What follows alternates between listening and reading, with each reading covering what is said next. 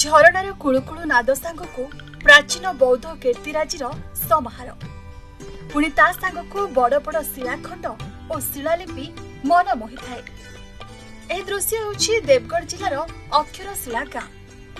Barkot block पहाड़ापसी छकठारु Rourkela रास्ता प्राय 7 kilometre दूर ब्राह्मणी नदी तटरे अवस्थित यह गाँ। एठारे रहिछि आश्चर्य कला भली अनेक खोदित शिलाखंड, विभिन्न पशु पक्षी और सरीसृप आकृतिर कलाकृति। खाली एतिकी नुहे, एही शिलालिपि ग्रामवासी आध्यात्मिक भावना सह मध्य जड़ित होई रहिछि, किंतु एहार रक्षणाबेक्षण अभावरु अधिकांश शिलालिपि ब्राह्मणी गर्भरे लीन होई सारिथिबा कहा जाय। एई गाँ रे गोटे पत्थर उपरे किछि अक्षर लेखा हितबार दृष्टि आकर्षण करथिले राजा वासुदेव सुडोलदेव को एवं ता परवर्ती अवस्था रे राजा वासुदेव सुडोलदेव ए गाँ नाटी अक्षरशिला रखिथिले।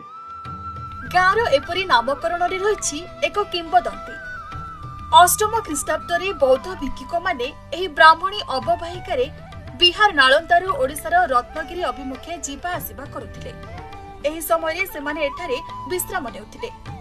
आउ सेतिकी बेले केतक शिलाखंड उपरे पाली भाषा रे किछि लिपि खोदित करिथिले। परवर्ती समय रे एही शिलाखंड गुडी को बामंडा राजा सार वासुदेव सुडोलदेव ठाब करबा सहित सेठारे जनबसति स्थापन करिथिले। सेही खोदित लिपि अनुसार राजा सार वासुदेव सुडोलदेव एही गाँर ना अक्षरशिला नामित करथिले। वर्तमान जदि सरकार ताकू पुनरुद्धार करबा पई चाहिबे सेगुडको पुनरुद्धार हे परिबो एवं बौद्ध भिक्षु मानकर उपरे गवेषणा कले आहुरी बहुत किछि जिनिस जना पड़िबो एवं पर्यटन क्षेत्र में विशेष सहायक हब।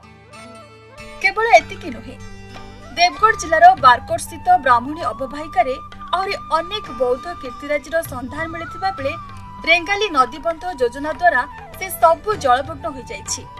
हेले ग्रीष्म ऋतुरे शुष्क नदी गर्भरे बौद्ध कीर्तिर अंशविशेष देखिबाक मिलिथाए। विडंबनार विषय जे स्थानीय प्रशासन किंबा सरकार काहारी तिले हेले भी आग्रह परिलक्षित होई नाही।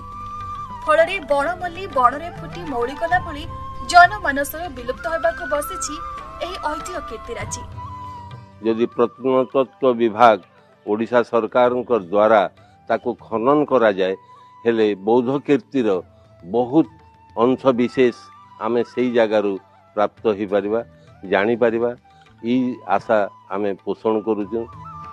राज्य प्रत्नतत्व विभाग कीर्तिराजी गुडी को पुनरुद्धार करागले एठारे बौद्ध धर्म संबंधी अनेक रोचक तथ्य मिल पारिबो।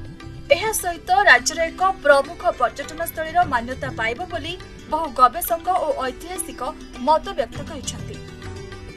Deogarh Saroj Satpathy report, ETV Bharat.